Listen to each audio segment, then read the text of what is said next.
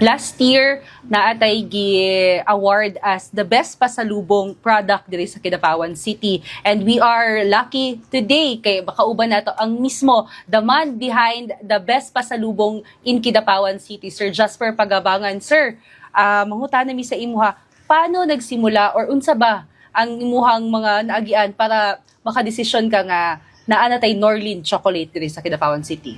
Okay, story na ako, no? Year 2019, nag-start ko.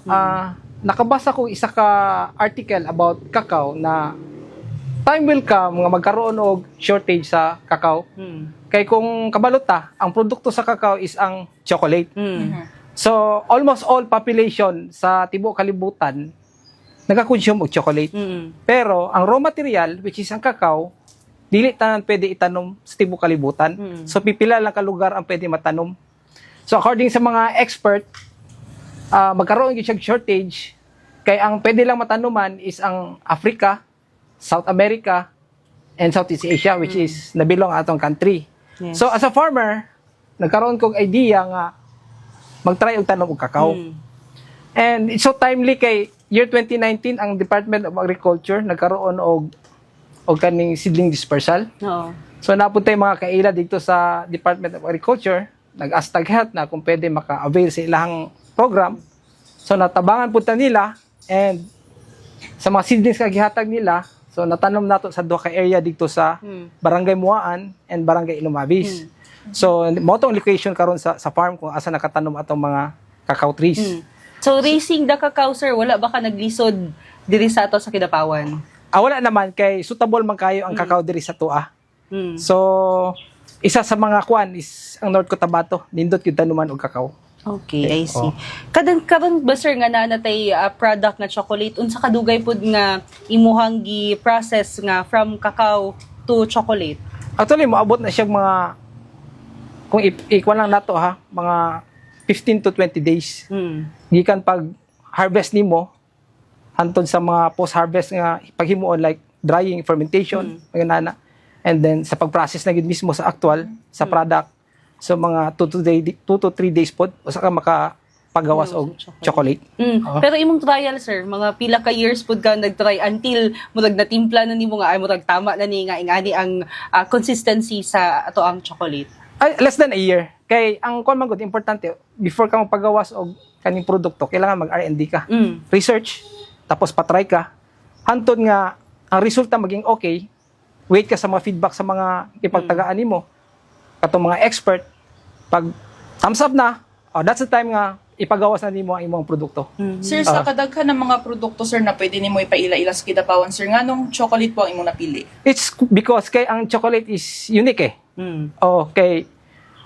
Diri man gud sa tuwa, cacao is abundant.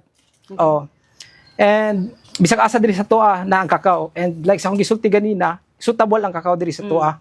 Siyempre ako as farmer, nagahuna-huna pod ko kung unsa ang pinaka-the best nga crop nga pwede nato itanom nga in the future mailhan ang produkto as one of the best product nga pwede nato i-present sa mga tao. Wala ba ka naglisod, sir? Wala ka na hadlok nga ipaila-ila ang product nga chocolate diri sa atua and siguro sa bigger market? At first, siyempre, hesitant ka. Pero para magud sa kuha, before ka magpagawas og kaning product, dapat may quality or di kalidad na siya.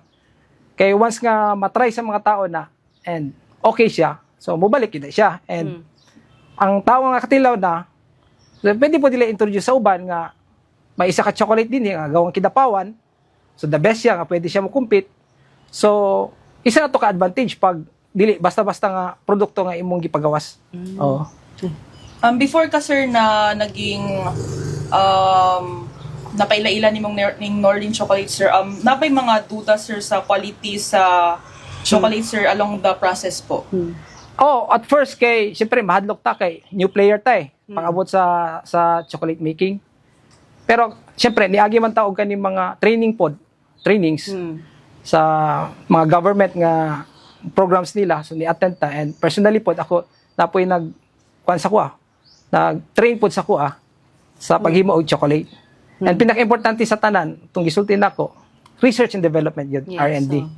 So, once nga pa-perfect na nimo, That's the time ipagawas ti mo. Kaya para confident ka sa yung produkto nga tangkili kang gid sa mga tao. From the first day, sir, nga imuhang napagawas, unsa bang pinakauna nga variety na to nga gi-introduce sa public? At first, pinakaunag yun is ang tableya, which is very common sa kakao. Pero medyo saturated naman gud pud ang market sa tableya kay everybody is kuan na pud making tableya ato na yung mga kakao. So kaya nag-upgrade ko or nag-jump ko into chocolate making kay sa chocolate making diri sa North Cotabato. Kung dili man kita ang pinakauna, siguro nasa sa ikaduha. And sa karon medyo kita ang nadungog nga artisan chocolate maker sa North Cotabato. So karon, sir, pila naka flavors unsa na atong gina-offer sa market? Okay. Nagsugod ta sa duha. Duha ka variants, ang 50% milk chocolate o 70% dark chocolate. So gi-introduce nato sa market, medyo okay man pod ang feedback. So halos positive tanan yun. I can say mga 90 to 95% positive. So na-encourage ko nga magdagdag pa og additional variants and para po sa mga kuha nato, sa mga suki nato or mga kliyente nato, sila po to nag-ask nga what if maghimo pog mga flavored chocolates kay para mas daghang mapilian. So kato naghimo ta, the more nga okay man gihapon ang feedback, positive man gihapon. So na-encourage ta madagdagan na pod og additional flavors na pod, so hantod nakaabot ta og 13 variants tanan-tanan, flavored and non-flavored. If na-quality, sir, ang Norling chocolate, sir, na makaingon ka, sir, na proud ka ani, sir, na kani ang nagtatak, sir, unsa to, sir? Ay, okay, kani. Kani gyud kay. Kani siya dili gyud siya gikan sa kuha. Gikan gyud pud ni sa mga tao nga nakatilaw sa tong produkto. So tulo ka bagay ang pwede masulti. Number 1 is taste. Ikaduha ang texture. And ikatulo ang packaging. Sa taste, moto sa nakatilaw gyud. Pasalamat gyud ko, happy kay ko kay sa atong gipaningkamutan. So nalamihan gyud sila sa mga nakatry. So naabot-abot na sa uban nga nay chocolates din nga lami na pwede dalon sa uban lugar or pwede pang pasalubong, pwede panghatag isa ka kinsa so moto nga naganahan ta nga makwanta nga magdagdag pa ta sa mga additional nga mga variants ngayon hana. Speaking of laing lugar, sir, or kung paano makakompete ang Norland Chocolate sa mga siguro mga ato ang mga pasalubong products po nagikan sa ibang bansa, di ba usually atong mga OFW nagadala diri og chocolates, kita ba confident na ba ka kung dalahon ang Norland Chocolate sa ubang lugar? Unsa ka confident? Yes ma'am, I like tong gisulti nako ganina, tulog gyud to kabuk no, tong taste, texture and packaging. So na-try na ako na kay katong last July 2025 ipadala ko sa Department of Agriculture sa Taiwan. Sa Taiwan exhibit dito, yearly na siya dito. So sa Philippines ang gipadala is 10 mi kabuk. So ako ang nagrepresent sa kakao. So chocolate ang gidala. So na isa coffee, na isa other nga commodity pero sa kakao kita ang laki nga napilian. So nagdala tag mga products dito and I'm happy na sa gidala nato nga produkto based sa itong mga nag-istorya, mga foreigner dito, na sold out mapod, kinatistingan nila atong produkto. Labi na ni kani atong winner nga best pasalubong delicacy, ang durian chocolate. Nagdala kog 200 bars. In 2 days, sold out yun siya. So, ingon sa mga kuha, actually, dili mga Filipino, mga foreigner gyud tanan nga atong produkto is the best, makakompete because of the taste, texture, and packaging. So, syempre, nalipay ta kay unsa lang ta na diri sa Kidapawan pero makabuhat dayta yun ana and makakompete gid dayta. So kung nga to, sir, nga naka-compete na ta, naka-introduce na ta worldwide, unsa ang ma-promise sa Norland Chocolate pag abot sa quality, sugod karon hantod sa umaabot pa nga mga tuig? Yes, kailangan gyud para sa ko i-maintain gyud nato kung unsa ning kaning karong quality nga atong na-introduce sa market. So i-maintain nato ni. Kung pwede pa mas kuan pa nato, ipadagdagan pa nato ang mas magiging the best gyud siya. Kay isa gyud sa akong ginakuan gyud is kaning na kay isa ta ka produkto nga pwede nato mapahambog sa dili lang sa Pilipinas kundi dili sa gawas pod sa laing nasud pod nga tatak Kidapawan. Ang raw materials is from the foot of Mount Apo. Ang nagahimo is from Kidapawan. Ang produkto is tatak Kidapawenyo. Yes. If ever, sir, na ay mga gusto musunod sa imuhang yapak no or kanang sila karon as farmers pod nahadlok pang magtry, unsa imong mga encouragement sa ilaha? Kuan kuan lang, research lang gyud. And kuan lang gyud. Kung passion gyud nimo na siya, ayo mo kuan. Kawala daw kag pag-asa kay ako po nagsugod gyud pud eh. Sa tinuod lang nag-produce ko sa akong produkto at first na stock lang na siya. Wala pa kayo mga mopalitay hangtod nga na-introduce siya sa market nga natabangan ta. And because tong gisulti nako nga tungod sa quality mubalik magid ang mga tao. O mo na before mo paggawas og produkto dapat di kalidad kay para ang mga tao mubalik gyud ug pangitaan gyud mo. Mana.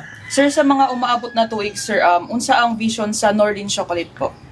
Mo na to siya. Same sa akong gisulti ganina nga naay isa ka chocolate from Kidapawan City, Tatak Kidapawenyo, diri gi-process, diri gi-produce. Ang raw materials is from the foot of Mount Apo nga atong ginapagmalaki pod nga gikan sa tuwa gyud to dinhi. So kana lang nga hopefully moabot ang panahon nga nanata sa international nga arena. Nga ma-compare na ta sa mga other brands, sa mga existing nga brands. Pero kabalo ko ambitious kay na siya pero paningkamutan nato. Wala may imposible. Basta focus lang ta dito sa atong ginabuhat. Yeah. And siguro sir, lastly na lang ang paano nimo gusto nga ma-remember sa mga tao ang Norlin Chocolate? Okay. Gusto gid nako nga maisip pag ngayon sila og kaning Norlin Chocolate. Chocolate na di kalidad and affordable. Kay kung i-compare gid nato sa uban nga mga artisan chocolates, medyo may presyo gid baya. Pero dinhi sa tuwa sa Kidapawan kani atong gihimo. Actually pareha na ni sa ilaha, pero atong presyo is baba. Dili lang pud siguro nga kuan kay napud tay sariling farm nga sa tan-aw nato nga ang margin nato di lang pud kay nato taasan kay although business ni siya, pero mo ganing giniingon nila na balag ginagmay lang basta atong product is saleable and ma-afford sa tanan and matilawan sa tanan. And paano sila maka-order sir o asa nila makita ang Norlin Chocolate? Sa karon ang Norlin Chocolate is nasa Ledipo sa City Hall. Siyempre ang mo na number 1 nga promoter nato sa atong product. And then ikaduha nata sa Robata. And special mention kay Chef Alex Sebastian, gitagaan ko niya og break nga i-showcase nato dito ang all products di lang chocolates dito sa Robata. So gitagaan tag isa ka pesto dito para ibutang atong shelves nga tanan mabutang nato. And then dito po sa iyang isa ka second niya nga resto which is ang Tonet's Bistro. Napunta dito atong mga chocolates napo dito. And then siguro by next month by February basig maka-display na punta sa Boyd's Pizza. Okay. So actually nakahuman na po may istorya sa owner. So okay na ta dito. So i-prepare na lang nato atong mga gamit para dito para ma-display na po nato. How about sa mga kaning dinaghan na order sir? Bulk order na. Pwede sila mo direct sa to Okay, pwede pa tamuhata og mga wholesale price nga pwede po nila himo og negosyo mga ana or kung pampasalubong man same lang gyapon.